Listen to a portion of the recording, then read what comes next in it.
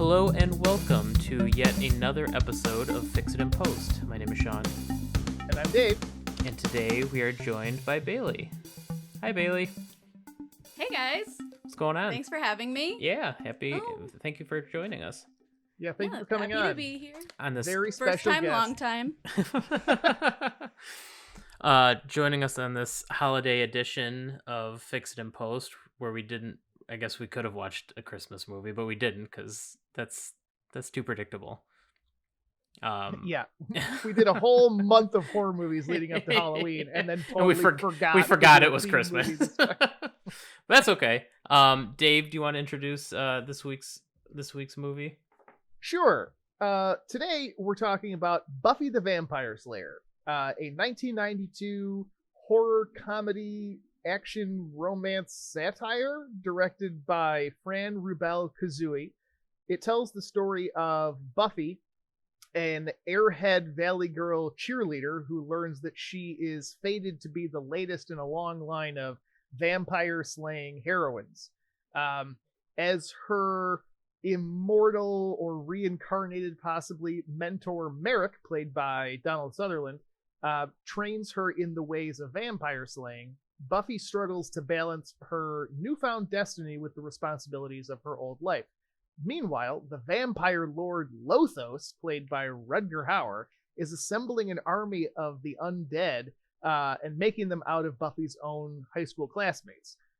This movie is packed to the brim with campy action, really cringy dialogue that features a lot of 90s slang, and a lot of Luke Perry. I give this movie 1 star. So, this is my first time seeing it. Have you guys have seen it before? I have seen this movie a couple of times, but it's been a while for me. But Bailey, this was your choice. What was your initial take for this movie, and what inspired you to choose it this week? Well, this was a staple of my childhood, really. I grew up watching this movie. I don't know why my family liked it so much, but like me and my brother especially would watch this. I feel like it was on TV a lot, maybe. We also are big Pee Wee Herman fans, so Paul Rubens is in this movie. Yeah, he might I did be like the him. funniest part of this movie. Easily the best part of this Yeah. movie. Paul Rubens is the man, for sure. I like that we have a female heroine. You know, Buffy's like on a hero's journey in this movie, and so, you know, it's maybe not as good as the TV show, but it holds a special place in my heart still, even though, you know, rewatching it, I was a little taken aback by some of it because it had been a while since I watched it too. So. Were you a fan of the show as well? Yes, I didn't watch it in its entirety until a couple of years ago, but I did watch it when it initially was on TV. And because I had loved the movie, you know, obviously there's a lot more substance to the TV show. But yeah, Sure, but it's got like, you know, 1,000 hours of footage compared to 90 minutes, so they were able to flesh some stuff out. But I gotta say, you know, as a fan of most of Joss Whedon's work until recently, you know, it seems like a lot of people that are fans of the so-called Whedonverse consider this film to be a bit of a blip on the radar. What are your feelings on that? Yeah, I would concur with that. Like, I mean, he wrote it, but it sounds like he had a lot of problems during the production and ultimately walked off the set, it sounds like. You know, I don't know if that's true. I'm getting that from Wikipedia, but right. Yeah, right. So I think that says a lot about it. And I mean, the show is a lot smarter than I would say this movie is. Like Buffy herself, I'm like, oh god, she's just much more of a Valley Girl than I remember. Such a Valley Girl. And this movie is so 90s. I do like Luke Perry, and I was a fan of him at the time, so I think that's part of my love for this film as well. So, was the show as goofy and campy as the movie? It seemed like, I never watched the show, but it seemed it was a little more rooted in drama than it was campy goofiness. Like, is that right? There's a lot of more like quick wit in the TV show, I think, than we saw here. Yeah, like there's funny parts, but like you're saying, it's campy. And the show, I just think, it had funny moments. Like, it balanced the drama and like the comedy of moments, you know, a lot better than Okay. this film does. I also think this film was meant to be darker, and, you know, the studio pushed back on Joss Whedon, you know, and took out some of the darker elements. So, and it sounded like Donald Sutherland was, you know, kind of improvising lines, and the director let him, and a lot of that kind of stuff was going on. So I think it took away from the original vision, which I think ultimately Joss Whedon got in the TV show that he didn't get here. So Yeah, I gotta say, this is my first time watching it. I liked a lot of it. I really liked the writing, but it seemed like there was a complete disconnect between like Joss Whedon and the director and like everyone that was involved in the production, because like it seemed like they were trying to make like two different movies. Like there's a lot of action and timing of jokes that didn't seem to match up what they were trying to accomplish, I thought. I mean, is that just Yeah. me, or No, that was my feeling as well. That the tone of this movie is, you know, kind of all over the place. I never really know exactly whether or not this movie is supposed to be satirizing horror films, or if it is supposed to be. Is it supposed to be scary on its own or in its own right? Is it supposed to be you know, sort of lampooning, you know, movies of that genre? And I don't know that it really knows. I think the action is like way too campy and goofy and over the top, and but they don't seem to be. It's not a straight comedy though. They're not punting entirely on the horror aspects of the film either, but they don't really do anything to build tension. And so I don't think either avenue, they have sort of one foot in either lane, and I don't think it's working on either front. yeah, I agree. And I think it's a good lesson that, you know, camp is hard to do. It's not easy. You can't just write a Yeah. super silly script and expect it to play. I guess everyone needs to be kind of on the same wavelength, because yeah, it seemed really disconnected at points. There was a lot of parts where I did laugh. I thought it was really funny and goofy. And I really liked Christy Swanson. I thought she did a really good job. Like I have to believe that she had some influence on Clueless, you know, a few years later, Oh, because I got a lot of yeah. share out of her. Yeah. Yeah.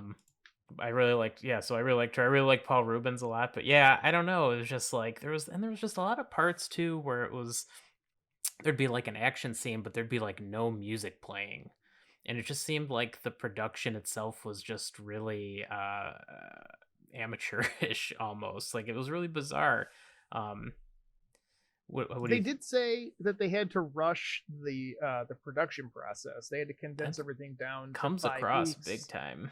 Yeah. oh, for Evidently they needed to accommodate Luke Perry's 90210 shooting Oh, God forbid. schedule. They had to, yeah. They had to scale the time they were actually on set down quite a bit from what they'd originally wanted to do.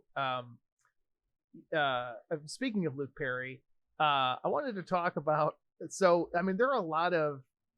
You always want to segue into Luke Perry every I, episode. I'm always shoehorning him in there. I wanted to talk about the feminist tones that this movie has, and it's clear that they're trying to that you know, the script attempts to hit on those, and you know, maybe it doesn't get, you know, come through all the way because the movie itself doesn't really hit the mark. But you know,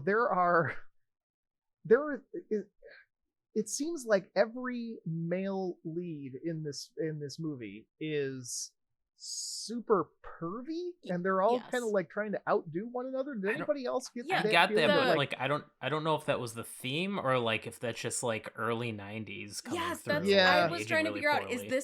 is this a 90s thing, or, you know, or what? Like the boyfriend's best friend that like grabs her Yes. ass and then Yeah. she throws him on the ground. Like, what reaction did you think you were gonna get from that? And then Right, and then right. he says, That's "Keep your hands off my thing." Yeah, I'm oh like, god. oh Yeah. Oh, I cringed at that line. Well, That's from terrible. bad to worse. Yeah. Right. Yeah. So so outside of him, you've got Pike, Luke Perry's character, who is I don't know, is he like a drifter mechanic who works for Tom Jane part-time and, gets drunk and shows up at restaurants and hits on young girls, and he's like clearly not a high school student. I mean, he's in his early 20s, I guess, although Luke Perry always looks like he's 30, regardless of what he's in. And I don't know what the deal is with that. And he's, he's the guy that you're rooting for because everybody else is so much worse. Lothos has this really weird, we'll talk more about him later, but he's creepy in a really obvious way. And then there's, Donald Sutherland's Merrick character is, I guess, supposed to be like this father figure who, teaches Buffy to empathize and, accept this, the role of her destiny and mature a little bit, but he comes off as super creepy. I mean, like, was it supposed to be, lampooning he's wearing a trench coat, shows up unannounced in her gym and invites her to go to a cemetery. He's so, like, wearing a trench coat, a hat, and gloves for the entire movie. Yeah, that's right. He's always they're wearing in, that they're in same thing. Southern California. Yeah. The entire thing. Yeah, he is so creepy. So he's supposed to be is it the supposed mentor, to be but right? Is this supposed to be a joke? I mean, I honestly I don't get it. He wins the weird vibes award for me for sure. well, and Yeah, then it just seems like a part that was written that part was written like as a joke, and then but like nobody got it, and then he just played it straight. Like it like there was like just a disconnect there. yeah, absolutely. And then his death scene, I feel like we're supposed to feel something, but I'm like him and Buffy weren't together long enough for I feel like her to even feel anything for him. Like, yes, he's been training her for a little bit, but he's, I just didn't feel like that was very earned. This is supposed to be a great moment in like her hero's journey. Her mentor, is dying and she has to go on without him, but I just really wasn't feeling it. That might have to do with the fact that they rewrote that death scene from the original script where Merrick was supposed to commit suicide to prevent Buffy's identity from being learned by the main antagonist. But I think it also has to do with the fact that every one of the characters in this film is so caricature-y that they're hard to relate to, so we don't feel a lot of Buffy's loss or Merrick's death. Doesn't mean that much to us because they're so cartoony that we haven't been afforded the opportunity to invest in their well-being. Right. Speaking of cartoony, Benny, is that Pike's friend, played by David Arquette? David Arquette. I do love him in this movie. But yeah, that character, speaking of cartoony, is just like so silly and such an exaggeration, but I love the scene when he shows up outside of Pike's window. Yeah, that is pretty good. There are a lot of names in this movie. I was surprised when I saw Ben Affleck. Yes, I was hoping that you would catch that since this was your first time. Also, it's Ben Affleck with the basketball, and now he's gone. That was fun. Ricky Lake is in there for a second. She's the waitress. I didn't see that. That's funny. Yeah. I saw Stephen Root as the school's principal is great. Yeah, he was really I love good. him. Yeah. Slash was the DJ. Yeah. There's Hilary Swank's her friend. Oh yeah. Through the list. So yeah, I mean, there's a lot of people in it. I mean, there's a lot of people who are big now who weren't big then, so I guess it's not like it was like a star-studded thing at the time. But yeah, sure, but there's still, Donald Sutherland's big name. Donald Sutherland was a big name. Paul Rutger Rubens. Hauer was decently big. Yeah, Paul Rubens was, this is after Pee-wee, so people knew who he was. Luke Perry, I think I read that this was like the first feature film that he was in, so he was small screen star making the jump to the big screen. Yeah, and this was the vehicle that he chose, I guess. He does I watched the original trailer for this movie, and he does the voiceover for it, so it's like it's almost as though from the trailer it's like it's his story because he's narrating what's happening, so it's from his point of view. And I don't know if that's like, I mean, it can be kind of fun to take a look at at a story from a side character's perspective, but I don't know if they did that in the original trailer because they I don't know, they wanted people to. He was maybe the more marketable star than Christy Swanson was at the time, and also they were hedging their bets against fully committing to a female lead as an action hero. I wonder if he's even in the original draft of the script, because he feels so shoehorned in and Yes. completely unnecessary, and I just don't care about him at all. His character kind of reminds me of Xander on the TV show, though, which is like the kind of like, bumbling friend that's getting involved in all of Buffy's, vampire fighting. So it just feels like bullshit, because she's supposed to be like the chosen one who's like Right. a badass, and then he's also doing like a lot of the same shit she is, and so it just kind of diminishes like the Yep. coolness of her like stabbing all these vampires. He doesn't do it as much as she does, but I don't know. He just Let's talk about that for a second, though, Yes. because one of the things that pisses me off about this movie is the like really ambiguous and poorly defined powers that the vampires have. Oh yeah. Like they Buffy is supposed to have these extraordinary abilities that she is tapping into because she's the chosen one, and these vampires have, they can fly, they've got super strength, they can hypnotize people, they can literally be dismembered, and they're still relatively operational, and then like they're getting one shot by Luke Perry, and it seems very odd to me. Well, they're getting stabbed with a stake through the heart. That's pretty. He punches one of them. He gives this guy a left hook, and he does like a backflip over the table, and then that's it. He just never gets back up again. And it's inconsistent to the point that it took me out of the moment. It wasn't, and so that's why it's like this movie has these weird, like overly campy moments that are really hard for me to get past, and it's not consistent throughout the film to make me think, okay, well that's just the way that this movie wants to be. It's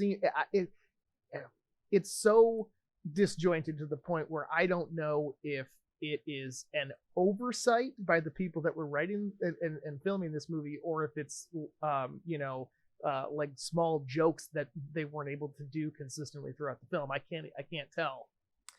I wanted to ask you guys, because this didn't come across to me when I watched it, but it implied that Merrick had he been alive for a really long time?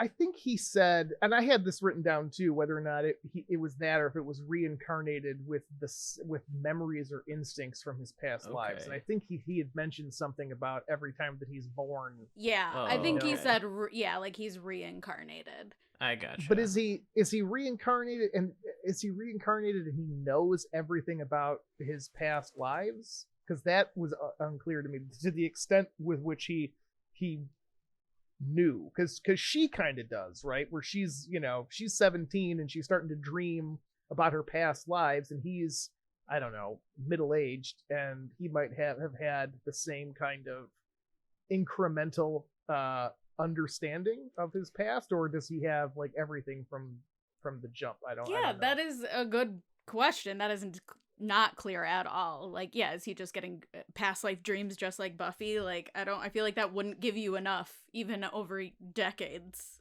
of like knowledge. And also, like, what is he even doing? Like, I don't know. Like, he's not training. Like, I don't know what information he's giving her. She just still doesn't seem like she has enough information. Like, stab him with the stick, and like she was already doing the tumbling and stuff before he got She's already there. gymnastic. Right. Oh. Yeah, well, they do make a joke about an 80s training montage, and then they do one, and then that she's was like funny. way better afterwards. Yes, I mean, I do love a training montage in any movie. The 90s music in this one helped. I agree. As confusing as Donald Sutherland's character's motives were, they pale in comparison to what the hell Rutger Hauer was doing. Oh, gosh. I don't understand this Yeah, character I, at I all. don't either. And just like there was so many times where he's like he has Buffy, and I'm like, are you gonna kill her? Like I don't know what you want. And he's like, not right now. We'll do it later. Like fucking why? Even Paul Rubens is like, why? What's the Right, problem? right. He doesn't give an answer, and then the scene stops. And so that's even more maddening, because then you're like, okay, well, clearly you're it's like they're in on it. They understand. Right. Like it's like a character in, it's not just bad writing, because a character in the script acknowledges this is a plot hole. So like, you know that it's there. And like maybe And that's then- maybe that's like the joke, like how movies do that, but like it doesn't But then play. Like it but doesn't. there's no punchline. Yeah, right. It just like they set it up, and then there's just nothing. So I don't understand this at all. There's so much about this movie that is weird, and it's like it's trying to do multiple things at once that aren't the only are not the followed up on. only thing that he says that kind of states that their purpose is that they wanted to take over like the Los Angeles area. He's like, the LA area is ours or something like that. And it's like, Yeah, all right, right. if that's but you're after thousands of years, that's your ultimate goal. I don't know. It was a little silly. Also, he plays the violin with leather gloves on, which I don't know how that's possible. It was a cool looking violin though. Like he's dressed like a typical like they got the Dracula Right. costume from Like he's- Halloween USA right. or something. Yeah, Like, he stole it off of the Bela Lugosi mannequin at some museum. And their lipstick was so distracting. Like I get it, but oh my god, it was so bright. It was like ruby red lipstick they were all wearing. yeah. Let's see. I do want to go back to Paul Rubens for a minute because he is a highlight of this movie. The scene where he is on the front of Pike's van just growling and snarling is ridiculous. But I still thought that was funny. I laughed out loud. And of course his death scene. Yeah, Dave hyped up his death scene, which I like. I think is a really like good example of the weirdness of this movie, because that scene is really funny and what he's doing is really funny, but like it still doesn't. They didn't play it right. Like it could have been so much funnier if they had shot that a little bit differently. It's like I just don't think the director knew what was supposed to be funny in this movie. Yeah, and so many of the vampire deaths are anticlimactic, and then we get this sort of funny death from him.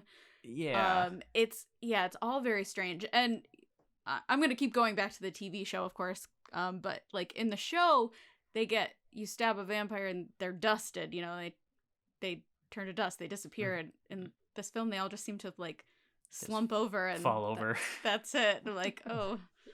Yeah. What a fearsome creature. Right.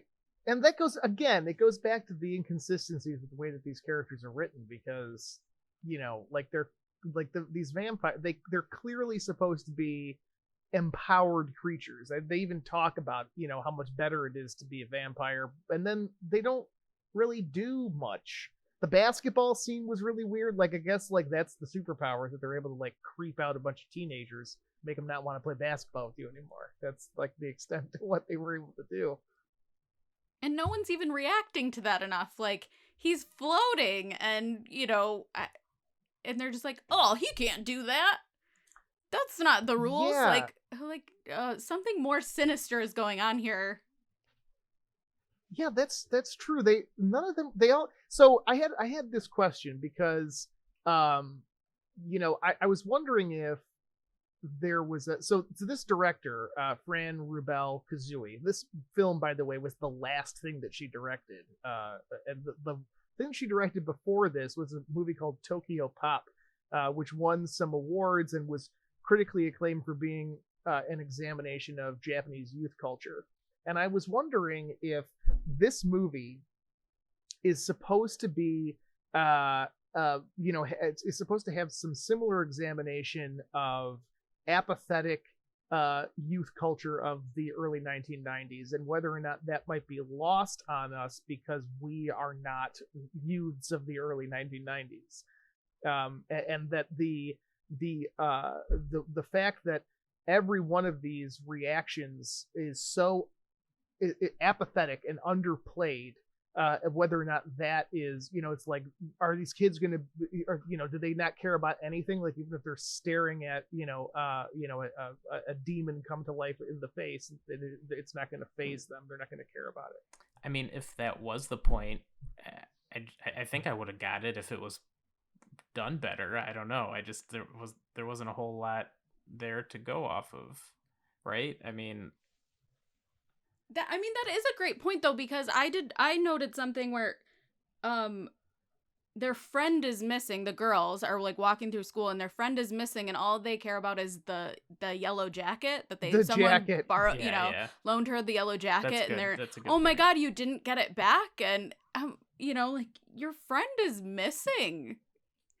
So, I guess it is in there, but there's so much going on in this film that, that if that's the point she was trying to get across, it is,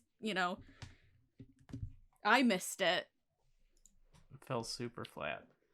I don't know. Because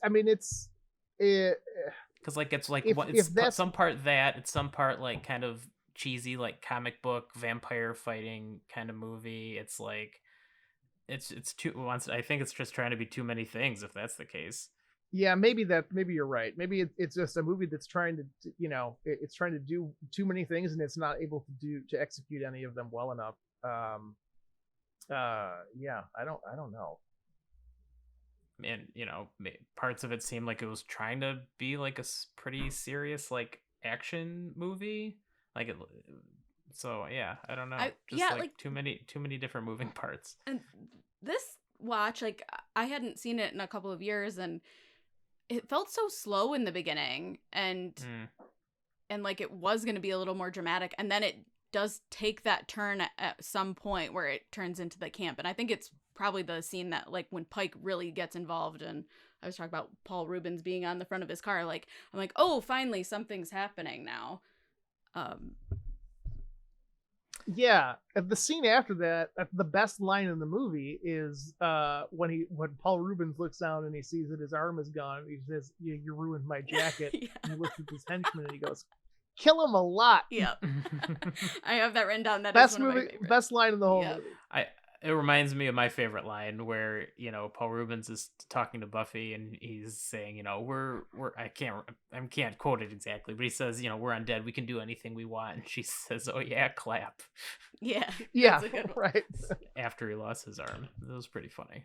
I'm glad you brought up the scene where he jumps on the van, because I wrote down here, bad editing, and this movie has a ton of like really bad edits, and I don't know if it bothered you guys as much as it bothered me, but there were scenes that just lingered for like a half second too long, stuff that was cut too fast or like not fast enough, and it like drove me fucking crazy and just seemed really amateurish.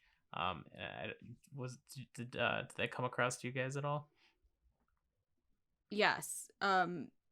And it's funny, like, looking at it so closely this time, like, things that I never noticed. I'm like, God, there's so many, like, annoying things like that where it's just, a scene going on too long, or, yeah. The opening scene was so long. It was so long. There were their whole cheering thing, I guess, during a timeout or something, and it was just like, all right, this can end. Like, I get it, she's a cheerleader in high school, like this can end any moment now, and it's like, it felt like it was half the movie. Right, we're gonna see the whole halftime show before we get into the story. I enjoyed that only for the song, and I went and looked up the soundtrack after that.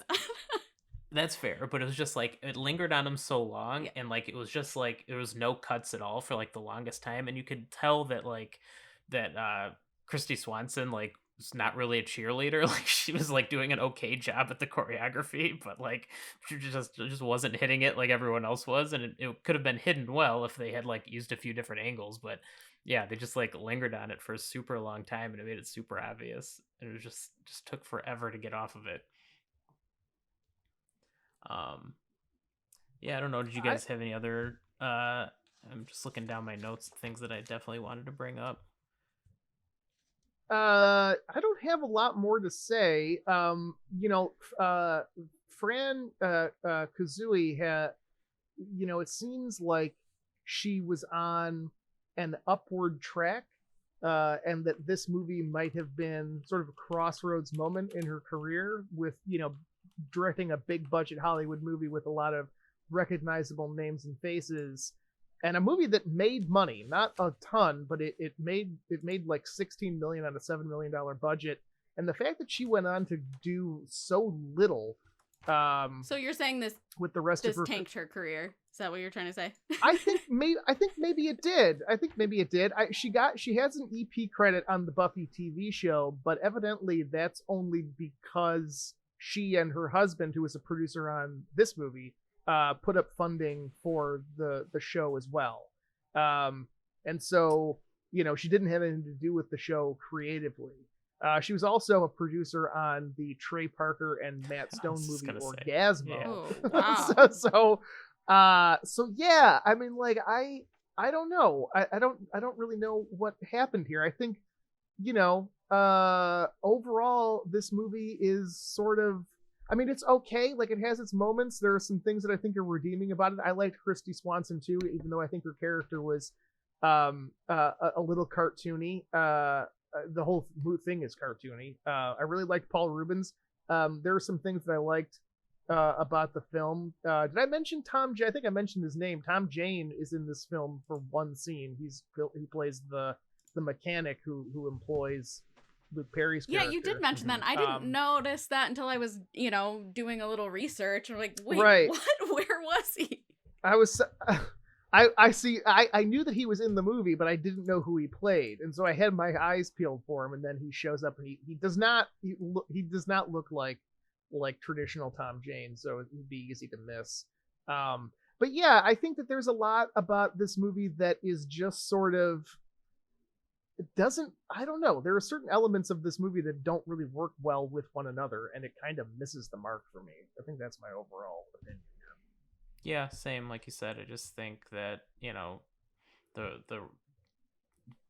the script had one thing in mind, and then production had another thing in mind, and it just, they tried to cram them both together, and it just doesn't work. Like, you can see elements of both working, like, at certain points, but just as a complete work, it didn't click for me. I will say that, since this is a nostalgic one for me, it came out in 1992, so I was a little girl, and to have see a woman be the hero of a film, I think was pretty rare at that time. So I think that's another reason I'm attached to it. And, even analyzing it like we have here, it hasn't ruined it for me. I still, it still holds a special place in my heart, but I think that's definitely a big part of why I like it and why it stuck with me, is just because it's like, oh, we have a girl that's the hero of this film. So I think for me as a kid, that was like influential and why I've held on to it. Yeah, for sure. And yeah, and it's spawned a very successful television show. Right.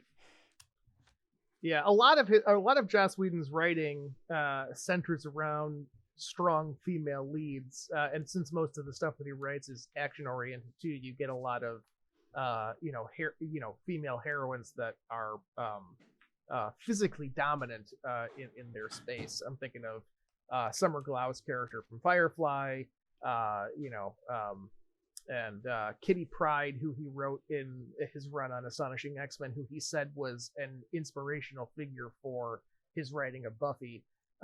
He does a decent job, I think, of that, and he does a lot to take the tropes that we see in in traditional horror media and flip them, and sort of thereby sort of calling them out for not meeting what our expectations are, and sort of calling out what our expectations were.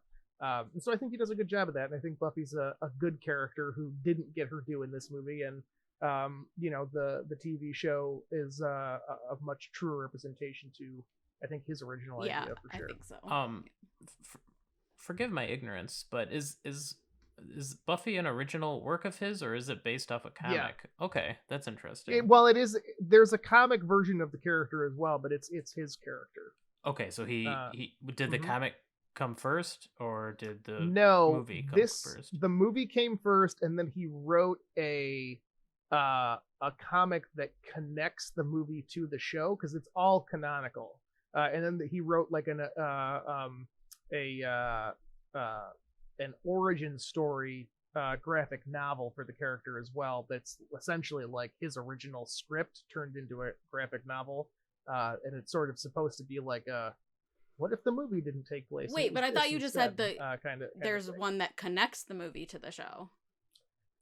It right, and so the movie is supposed to, and I think I have this right. I think the movie is canonical, and that there is a connector comic that bridges the gap in time between the events of the movie and the events of the TV show, which almost doesn't make any sense because she's in high school the whole time. Yeah, the show starts when she's like a sophomore. And this, I assume in this movie she's a senior, though. Maybe she went back in time. But I'm so glad you brought that up because sure. I like when there's like continuity between things. Like I want the movie and the show to connect, but I watched the movie and I'm like, it does not connect. She's a senior in the movie, it doesn't make any sense that she starts in Sunnydale as a sophomore. I don't know. Like, I'd like that to be true. Right. That doesn't make any sense. Even if he wanted to make a show, even if he wanted the show and the movie to take place within the same timeline, that doesn't make any sense either because they're so different tonally. And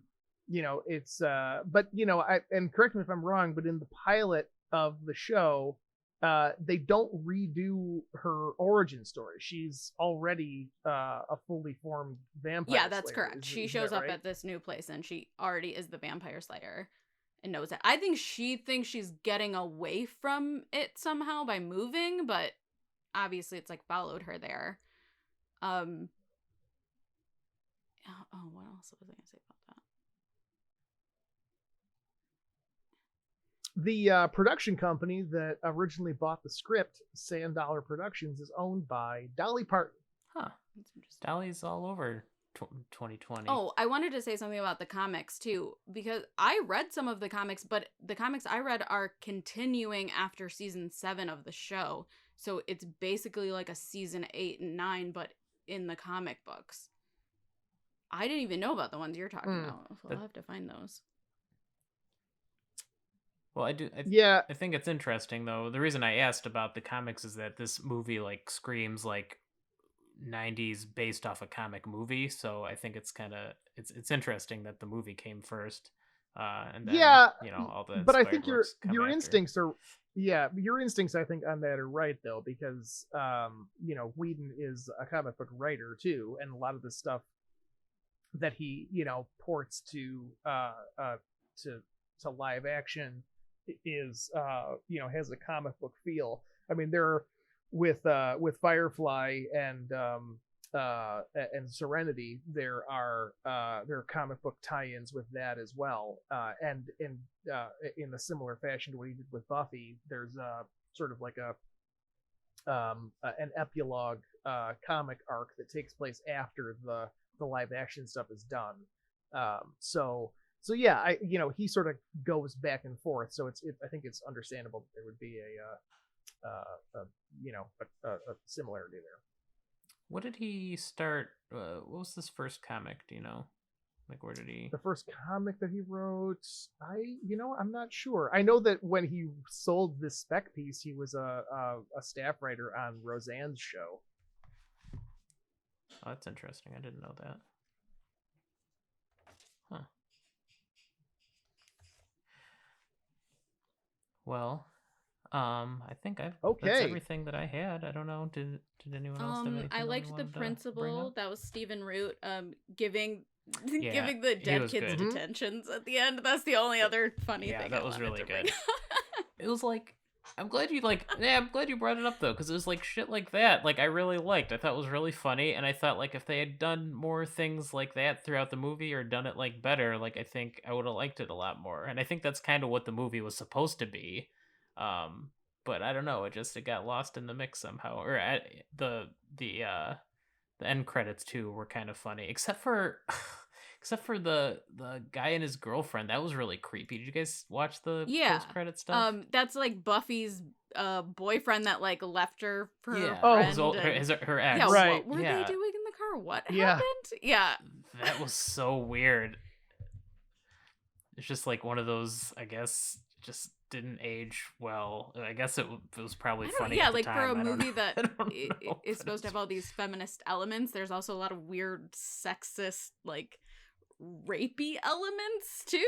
Yeah. Which Yeah. I don't. Maybe that was. Well, I don't know. I don't know if Joss Whedon wrote that part or not, but I guess not to bring up the things that people say about him these days, but Yeah. It's funny because it's work like this and some of the stuff that he's on the Buffy show and Firefly as well, that he had a reputation as being a very strong feminist writer, and that he was sort of praised in a lot of circles, maybe by people that didn't know him personally, as being a person that went out of his way to write strong female leads, and some of the stuff that's come out about him recently has maybe belied that reputation. Can you remind me what came out recently? Because I don't remember. Dave? Were you asking me? Whoever. I mean, whoever wants to field it.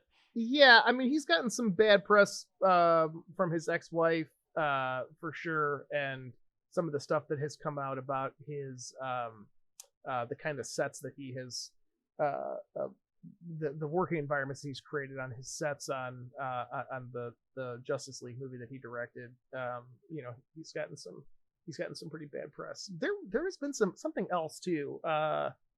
That came out a couple of years ago. no, I Bailey, mean, I just read the specifically? article that his wife wrote, and I felt like that was pretty damning, and that was essentially saying that he was having affairs, over these years, and using their marriage as sort of a shield to like protect him, like, that he was a decent family guy. I'm sorry, Is it his his wife now or ex-wife. Oh, okay. So, and then other people have sort of alluded to it. I was like, it'd be weird to write And an I article think like the that. And still be fans married. think that when Cordelia, what is that actress's name? Charisma Carpenter, is that it? Yes. Okay. When she got pregnant, yeah, she was Charisma working on Carpenter. Angel at the time. That apparently, they think that he, wrote her off the show basically because she got pregnant during that season, and so she like more or less confirmed that. She like it sounds like she didn't want to like come right out and say that, but that's what a lot of people thought. And if you watched that show, like, yeah, she gets a raw deal for having been on that show for 4 seasons, and then she's like in a coma and never wakes up. So, Ooh. Yeah. The coma write-off. Yeah. You hate to see that. Yeah, that's not even just from a storytelling perspective, regardless, sort of setting aside the implications of treating the actor badly. That's not well done. Yeah, it's the kind of thing you just like think of in 5 minutes. She's in a coma. Yeah. All right, guys. Well, I think that's all I had. Does that seem good? A good place to stop? I mean, Sean, Yeah. would you recommend this movie to anyone? This was your first time seeing it, so I mean, short answer no, but long answer maybe. It was definitely interesting to watch, and there was definitely some funny stuff in there that I liked, and it was cool seeing all these names in there in the various roles that they're at. So I mean, I don't know, I think that if you like movies and you like campy stuff, that there's definitely something here. I watched it with Alicia. Alicia really liked it, so I think, you know, I definitely think there's something there. So if you're into that sort of thing, then yeah, I You guys think have I'd done a lot of recommend it. heavy stuff recently, so I didn't really feel too bad picking something a little bit lighter and happier. No, that's I was actually gonna mention that it was a good change of pace. I mean, anything's a good change of pace from Waterworld. So I mean, you couldn't have failed really. But no, this was really good. It was much more lighthearted and fun to watch than a lot of the stuff that we've been doing. And I'm still recovering God, from me the too. lighthouse, so I appreciated a lighter go of it. All right, guys. Okay. Well- Well, thank you, Bailey, so much Thanks for for having me, joining us on guys. our show today. This has been Fix It in Post. Check us out on SoundCloud and Spotify, and look for our back catalog on YouTube. Join us next time when we will be reviewing The Postman, starring Kevin Costner. No, we won't be doing that. Not at all. But yeah, thanks everyone. And Dave, you had a shout out you wanted to do? I did. So we're recording here today on December 23rd, 2020. Today would have been my grandfather's 100th birthday. My mom's dad, Bill Maddox. He's been gone for a few years now, but I just wanted to take a minute to remember him. Grandpa Bill, we miss you. We love you. We're thinking about you. Aw. And happy centennial. Merry Christmas. Happy All right. Centennial. Merry Christmas, everybody. Merry Christmas. Bye. Bye.